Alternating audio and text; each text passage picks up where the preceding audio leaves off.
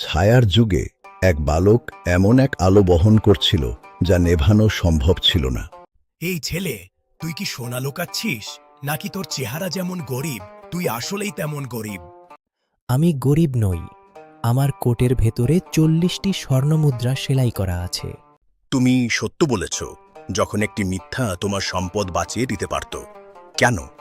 আমার মা আমাকে শিখিয়েছেন কখনোই যেন মিথ্যা না বলি। মাত্র 40টি স্বর্ণমুদ্রার জন্য আমি আমার মায়ের সাথে করা সেই ওয়াদা ভাঙতে পারি না।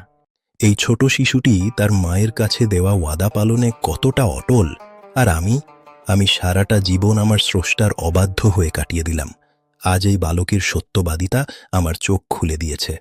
একটি সত্যই যথেষ্ট একজনের হৃদয় পরিবর্তনের জন্য। আব্দুল কাদের জিলানীর এই গল্পটি আমাদের সবার জীবনের জন্য একটি বড় শিক্ষা।